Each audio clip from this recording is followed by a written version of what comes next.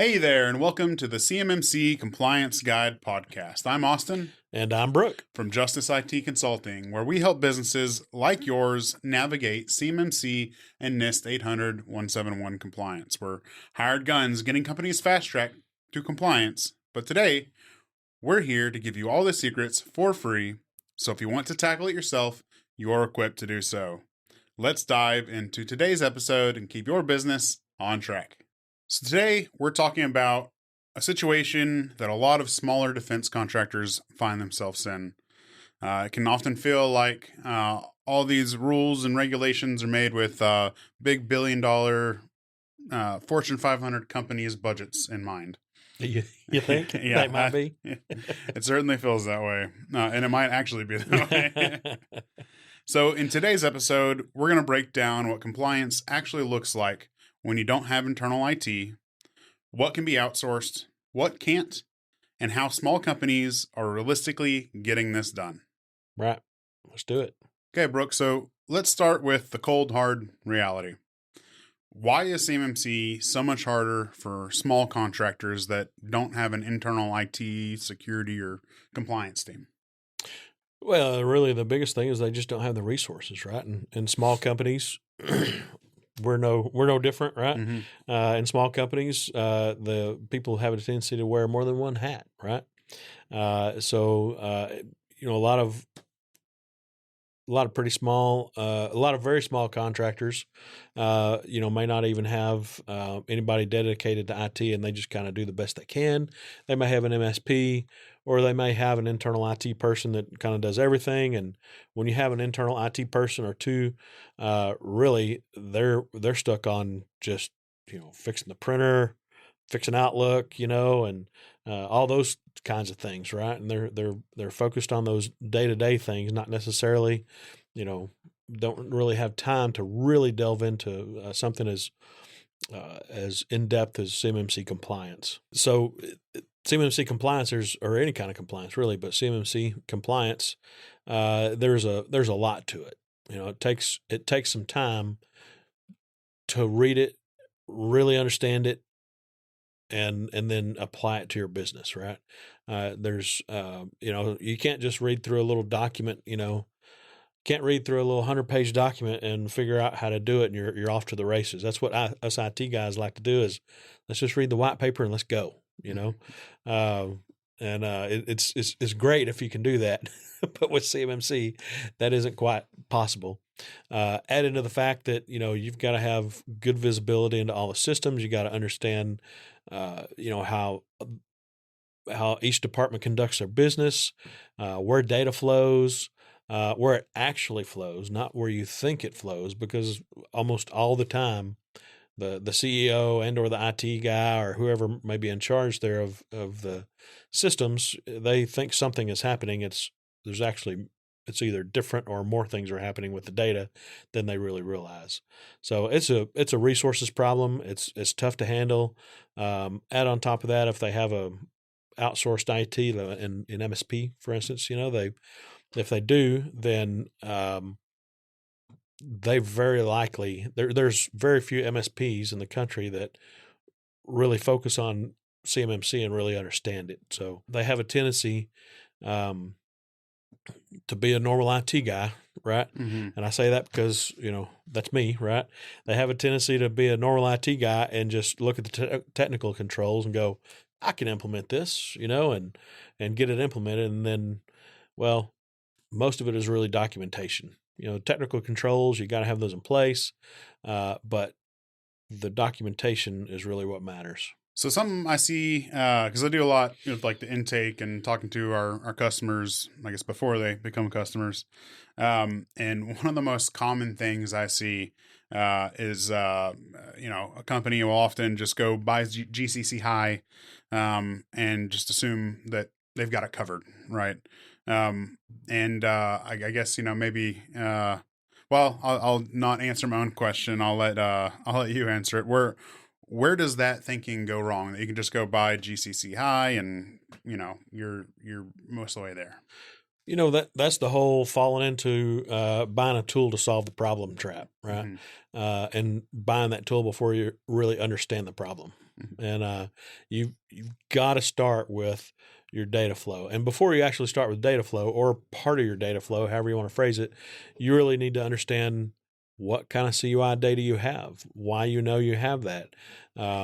Is it dissemination controlled, restricted, or not? Is it do you deal with ITAR or EAR or no foreign kind of data? What exactly kind of CUI data do you have? CTI controlled technical information is common in the for manufacturers, of course, and a lot of those they're going to be dealing with ITAR. They already know if they're dealing with ITAR, they already know that they've been dealing with that for a long time. But that likely that ITAR, some of that ITAR data falls under CMMC will be CUI. So they need to know that. And they typically people don't have real good insight from their customer, whether it be the government or especially a prime. They may say, yeah, there could be some CUI in this documentation you get for this project, for this contract, right? And that's not very helpful. It really needs to be marked.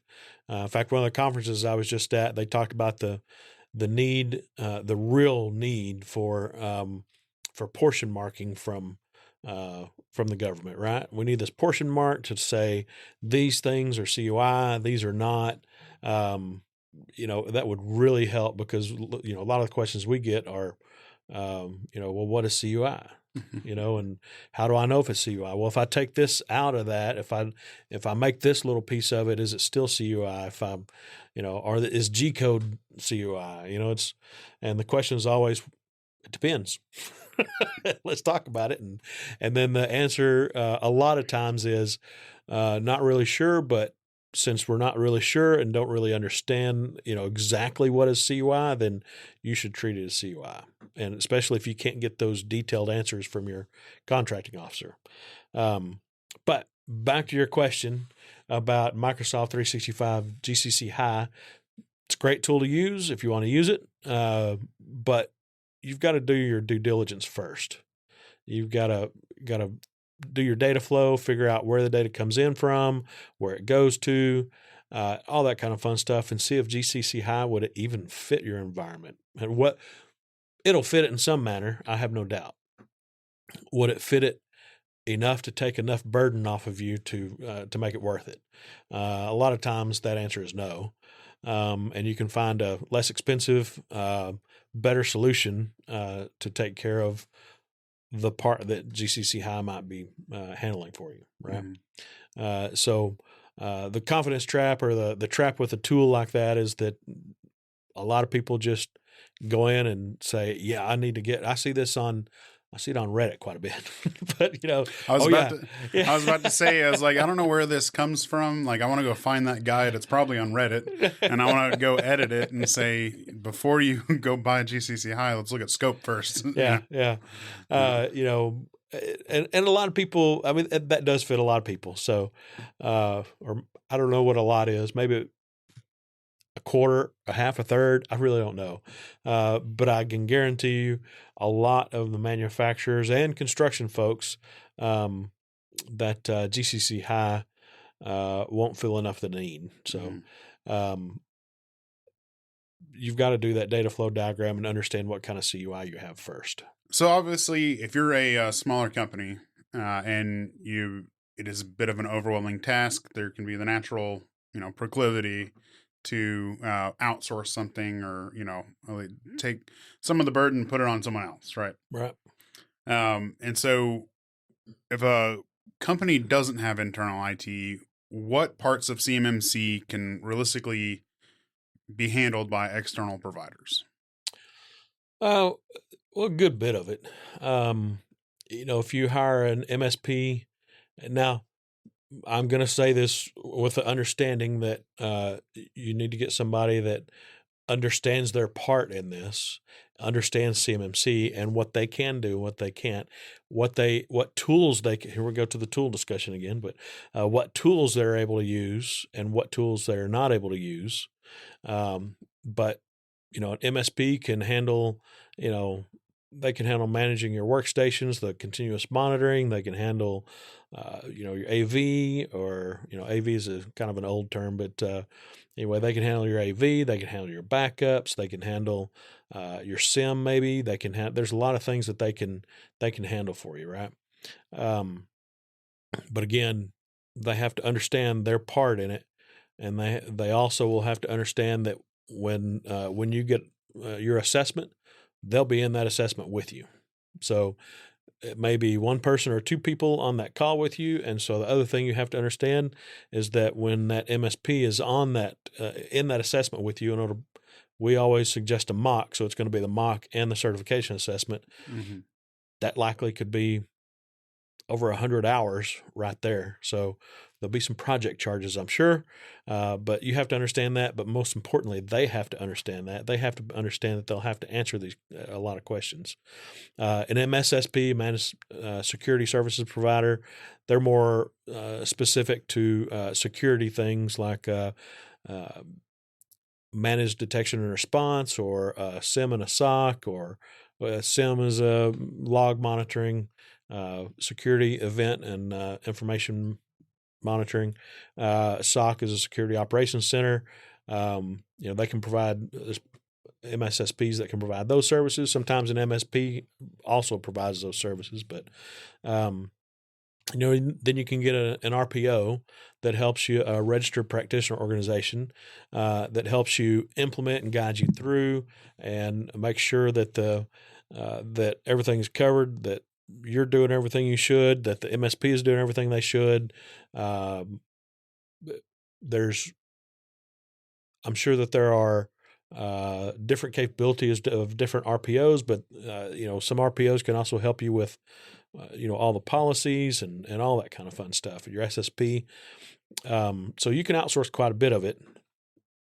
But I think this other question is going to come up here in just a minute. But that doesn't mean that you should shirk any responsibility or just let them handle it and not pay attention to it. So, but there's quite a bit that can be outsourced to someone else. Funny that you bring that up. Yeah, funny that I bring that up. That just might be one of the next questions. Right.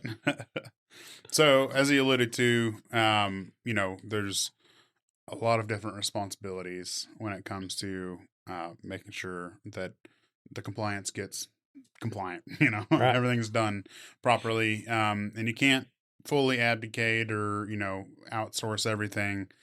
You as the company are going to be responsible for at least a small but significant portion of that. So, which comes in the idea of the shared responsibility matrix, or the CRM. So if multiple parties are involved, how do companies keep track of who's responsible for what? Well, that's a good point. And I'm glad you brought up the shared responsibility matrix, because I did not bring it up on the last question. So, the shared responsibility matrix, or we call it a SRM, but now the government changed and they call it a CRM. For the government, that's a customer responsibility matrix. For everybody else, that's a customer relationship management platform, right? Mm-hmm. So, but for the government, responsibility matrix. Okay. So having that responsibility matrix is very, very important for your MSP, for your MSSP, for an RPO, whoever might be helping you. It's very important to have that responsibility matrix. So you understand a responsibility matrix will list out all the controls, and hopefully all the assessment objectives, and say, this is our responsibility and this is your responsibility, right? And so that's actually required. An assessor is going to want to see that if you have an external service provider helping you in some way. For those cloud services that are CSP, the cloud service providers like Microsoft 365, GCC High, or I was going to say Prevail, but this is the next one that came to mind. But anyway, any of those that are FedRAMP authorized, you can get their FedRAMP package from them, and have that whole package. If they're FedRAMP equivalent, like Prevail, you still get a package from them, and you'll still get that responsibility matrix. So you'll know what you're responsible for, what they're responsible for. This also for MSPs, this the same thing. If an MSP is helping an OSC, an organization seeking certification. So, what are you guys? It's a manufacturer or a construction company or something. If they're helping you manage things, whatever tools they have, they're going to have a responsibility matrix that says this is what the EDR vendor does, and this is what we do, and this is what the client does. So that's they should have that. And if you can't get that from the vendor or the MSP, that's a problem. Though you really do need to have those responsibility matrices. And as far as what else cannot be outsourced, the assessor is going to be asking you questions. They're not going to be asking the MSP or MSSP. The MSP and MSSP absolutely can and should be there to answer questions, give detailed answers if needed, all that kind of fun stuff. And depending on what they do for you may mean they have this much of a part in it, or they may have, or that's a small part in it, or they may have a giant part in it. But they will, the responsibility of that, the accountability of that falls on the company, right? Not the MSP. Company may think that, yes, we outsource everything to this MSP. And so they take care of it. They can answer all the questions. That's great, but you're still accountable. You need to make sure they're doing what they say they're doing, right? And how do you do that? There's all sorts of ways, quarterly meetings and stuff like that, the responsibility matrix. But there's all sorts of ways to tell that, but you've got to make sure yourself that they're doing what they say they're doing, right? In fact, that's what CMMC is about. This is what we say we're going to do. This is what we're doing, and this is proof of what we're doing, right? So you can tell that we're doing what we say we're doing, right? Mm-hmm. So absolutely, you've got to understand. You've got to be able to answer those questions. You've got to know those policies. You've got to know the tools that are in place. You may not be able to show them how the EDR is configured or how 365 GCC High is configured, but you can at least say, yeah, we've got 365 GCC High, and my MSP can tell you about how it's configured.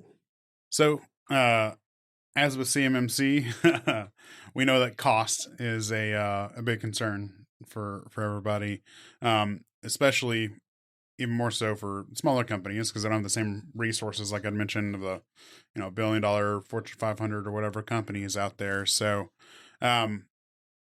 what is the most effective way that a smaller company, mid-sized company, can keep the cost of CMMC a little more, as much as possible, manageable? Right. So there's a word that I'll use here in just a minute that you and I have a little bit of an issue with, but I would say make your scope of where CUI is handled as small as possible.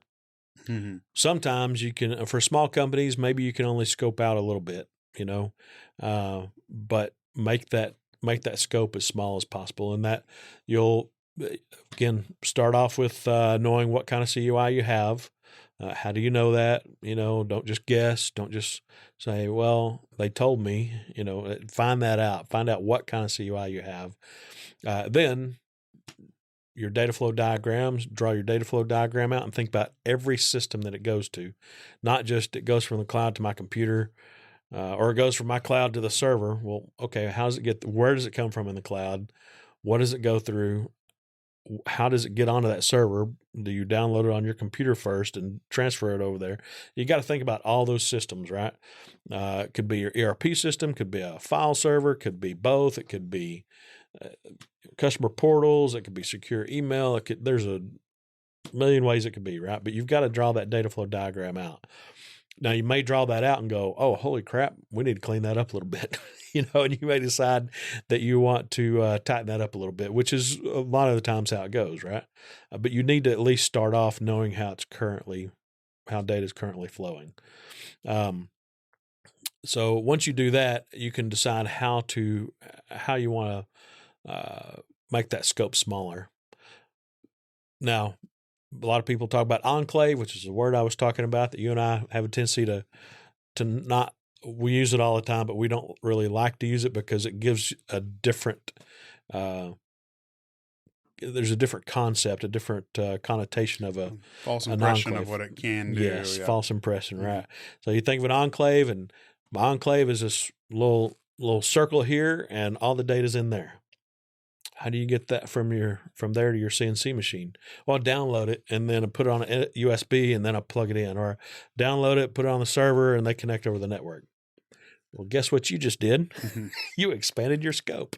It is not just that little enclave. So you got to think about your enclave. Typically, there are some companies that can do just an enclave with virtual desktop infrastructure or VDI machines where they don't have a copy and paste capability. They can't map drives. They can't do anything. It really is all in the cloud. If you can do that, more power to you. That's great. But if you're a manufacturer and you have to get that information out to machines, got to figure out how you're going to get it out there, right? Mm-hmm. And so that typically expands your scope beyond your enclave, or it expands your enclave, however you want to phrase that, however you want to look at it. It's not just the simple, clean little enclave that some vendors tell you, hey, just implement an enclave and we'll cover, 80% of your controls, and you got them, you're good, that's great. But, if you can do that, even if they do cover 80% of the controls, what about all the documentation that goes with it? What about all the ongoing monitoring? Who does that? Where does it go? How does it get updated in the documentation? How, all that kind of fun stuff. So you got to think about all that. But an enclave or a smaller scope, however you want to phrase that, is the best way to reduce costs for you. Mm-hmm. Sounds like a pro enclave. I am pro enclave. You just got to understand the definition of enclave, right? What's the meaning? What is the meaning of the? Depends on what the meaning of the word is. Somebody said that, right? What are some of the biggest mistakes we see smaller contractors make when trying to do this without internal IT?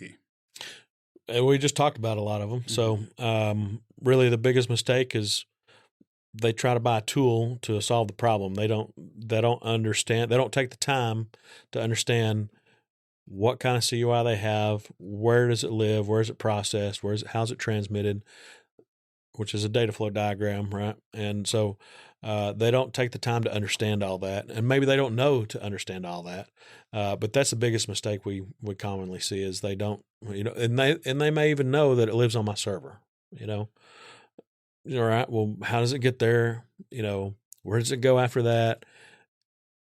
And what do you mean on your server? Is there an ERP, an MRP? Is it a file server? Is it, how do you have that? How do you have that going? Right. So it really is just not understanding what kind of CUI and not understanding the data flow. Mm. And I guess the other thing that leads into is thinking that a tool can solve the problem. That's a big mistake, but it's preceded by by what we just talked about, right? So a lot of people just, we're going to buy GCC High, we're going to put it in place and we'll be good, Yeah, but all your data doesn't live in GCC High, so how are you going to cover that, So that's the mistakes I would say that we see most often. What do you see our most successful smaller contractors doing when it comes to really, acing compliance and getting down the path of actually doing this in a manageable way that actually gets you compliant and not just, saying we are, and can actually exist in their workflows on a day-to-day basis in their business. What do you see those smaller companies that are actually being successful with this doing?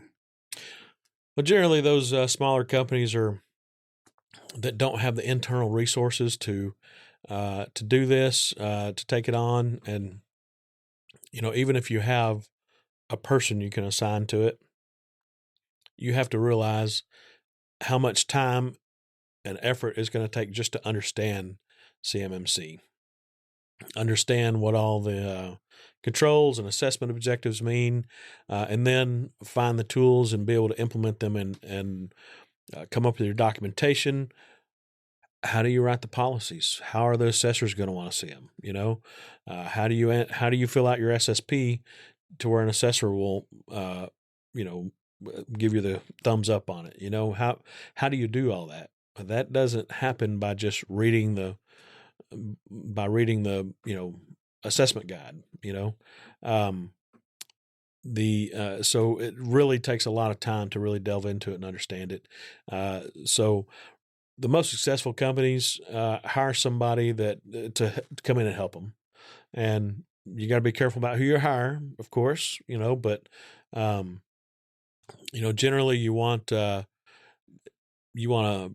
CMMC certified professional or a CMMC certified assessor to come in and help. If the company is a registered practitioner organization, RPO, that's great. But you also need to make sure they have some other experience and other certifications on hand, right? Because there's RPO is just like the basic entry level to be able to help you.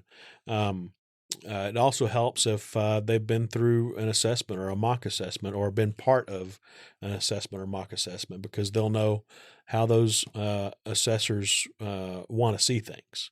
It's one thing to understand everything, but it's another thing to understand how the assessors want to see it, right? How do I design this policy to where it's not too restrictive, but it still answers all the questions that the assessor wants to see and answers it addresses all the controls. So you've got to know how to write those policies. You've got to know what the assessors want to see. And so the most successful companies out there, smaller businesses are going to, that we see are going to be hiring a company to come help them, and hiring one that they've vetted, that knows what they're doing and has been in the CMMC space, and has been through mock assessments or been part of them or something like that. That's what we see being most successful. I'll add one. I know I asked the question, but I'll answer my own question as well. I was just talking with one of our engineers, and I was actually a little late to the podcast because you were. Of it. I had to holler at you. Yes, my apologies. But yeah, and we were just talking about some of our customers and people that we work with, and how it's funny how some of them may have one company that has half or more of their business in the defense space, and they just do not take compliance seriously. Like it's, they don't see it for what it is. The rules, they try to find ways around, how they might be able to attack it a different way. And there's value in finding novel solutions to things. I'm not saying there's not. Yeah. But, and then you'll have another company that is really eager and has a smaller portion of their, maybe 10-15% of their business that's defense, but they're like, I see this as an opportunity. And so they really want to, attack it and achieve what the compliance is trying to achieve. Right. And they're thinking about it the right way. It's like, how do I actually, design this in a way that I can make this work in my business, and make things, I know I'm gonna have to do all this other crap, all this compliance crap. But how do I make it easier, right? That we can do this, securely, compliantly, but as easy as it can be in those constraints, right? And so I would say a successful company has the right mindset around compliance. Yes. And so if you view compliance as, okay, like it or not, we got to do it. So let's do it with the full intention of actually meeting the rules and following the rules and understanding that, we can't just get an enclave and then put it in our downloads folder and just ignore that, and the computer's not part of scope. We'll just do things like that, So I think mindset is a big piece of companies being successful, because then you can get proper decisions made and things move quicker. And it really just helps the larger organization out. It does. It does. One of the things, kind of related to everything we've been talking about, but when you take those things seriously and when you hire somebody that knows what they're doing, this will kind of happen by nature. But the process needs to be structured, needs to be, start from step one. Don't try to skip steps, but the old phrase, measure twice, cut once, that's, that holds true here too. If you plan properly and you go through and take time to understand everything and to implement everything properly and to get on that right path, and it's a different culture than you've had. So get on that right path to a different culture. Then once you pull the trigger and you make that cut, I guess, anyway, you're going to be in a much better position than trying to hurry things or skipping past a few steps or, thinking about that tool first. Hey, we bought Microsoft 365 GCC High, and we're going to use that. And so now I want to hire you to come in and help me out. Well, great. Let's back up. Let's do a complete gaps analysis, and let's figure out what kind of CUI you have, why you think that, and do a data flow. That you got to start at the beginning. You can't skip past that. And companies that we bring on, even if they think they're down the path a little ways, we always stop, back up, because we don't know. So we always stop, back up, do a gaps analysis, figure out where they're at, and then ask them about CUI. Kind do you have, let's draw a data flow diagram. Let's see what that looks like, and get that all taken care of. And then you have a really good idea of how this is, how you can proceed. Right. Mm-hmm. So, but you got to start at step one. Mm-hmm. You can't skip past that. So again, the whole measure twice, cut once. Yeah. So I got another one of my seemingly unrelated anecdotes to share here. But I warned about it this time. So, hey, at least, measure twice, cut once. That fits for manufacturers because a lot of them cut things. So, Yeah.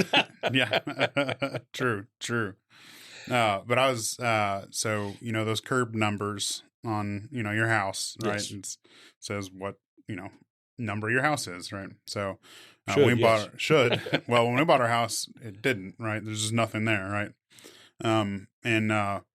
Long story short, decided to, I was like, yeah, I can do that myself, right? Easy deal. Yeah, easy deal. So, bought a stencil, got the paint, and then I taped it off. Just did very simple, black and white. So put a white background, sprayed that on, and stenciled on the black numbers. And I was sitting there, taping off the curb, and I was like, I might overspray on this a little bit.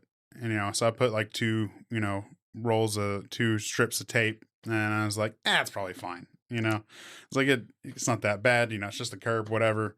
And so I go about my business, and then I pull it all up, and it's kind of bright that day. Sun shining, and then I come back the next day, and the most egregious overspray. Like there's blank concrete, and then there's where I intended to paint, and then there's just a crap ton of overspray white paint on the curb. And I was like, every time I do this, like I always do things, try and do it right. And then, I was in a rush that day. And so, it's like every time I, am in a rush or I try to cut corners, like it bites me in the rear every freaking time. Right. And here it is. I got lured into it again, and so what did I have to do? I had to spend like the next, day or two applying paint, stripper and then spraying it off and getting all the overspray off when I could have just spent like maybe right the first time. Another 30 seconds to just do a couple more layers of tape so it'd catch the overspray, and I didn't. I was like, it'll be fine. And so anyway, so don't do that to your compliance, because it'll be even more expensive than that, that paint. We have another story about building a deer blind that kind of stuff happened with too. So it's hey, that deer blind's fine. there are some crooked boards, but but it is still standing after I don't know how many years, but it's still up, and it is very, very heavy. We had some 70-mile-an-hour winds, and I was worried about it being blown over and went out to take a look at it. Nope, it's fine. There's a reason we built it in place. Yes. Yeah. But it is not necessarily the straightest thing, and the windows could use some help, but anyway. Deer don't like, when things are like, straight right angle objects. So there you go. You want it to be wavy and, that must be it. Yeah. So that was intentional. So if someone is listening right now and they actually made it through all of my anecdotes and the deer blind situation, and they don't have an internal IT team, what's the biggest takeaway they should take home today? Well, the biggest takeaway is that CMMC is still achievable. Yes, you'll have to spend some money, but it's either money or a whole lot of time and a whole lot of learning. And I can tell you with a whole lot of learning and time that failure is going to happen, and you're going to not necessarily a failed assessment could be, but that knowledge gap takes a while to overcome. So it is achievable. You will have to spend some money on it. There is a lot of labor involved, and just you have to understand that going in. But do your due diligence. Make sure you hire somebody that is in that arena and understands and knows. Particularly, look for CMMC certified professionals and CMMC certified assessors. That will help out a whole bunch. People that have either been part of or been through a mock assessment or a real assessment or certification assessment, I should say. So that really helps out to do those kind of things. And then you've got to also understand that you can absolutely hire somebody to come in and help you with this, and they can do a lot of the heavy lift for you. You still have to be a very active part of it. You still have to understand it. You're going to be asked the questions. You've got to remember that, and you've got to take that into account. We make that may not be the right phrase, but we have several meetings with our clients and go through several hours worth of developing the policies and the SSP and deciding on solutions and all that kind of fun stuff. So they're part of that. I can't tell you that they all stay awake, but they are part of that. And so that's what they need to do. That's what you need to do, is make sure that you find somebody that will bring you through this and make you part of that process with them. So. Absolutely. Well, thank you, Brooke, for your time today. And thank you guys for joining us. If you have any questions about what we covered, please reach out to us. We're here to help fast track your compliance journey. Text, email, or call in your questions, and we'll answer them for free here on the podcast. You can find our contact information at CMMC Compliance Guide.com. Stay tuned for our next episode. Until then, stay compliant, stay secure, and make sure to subscribe.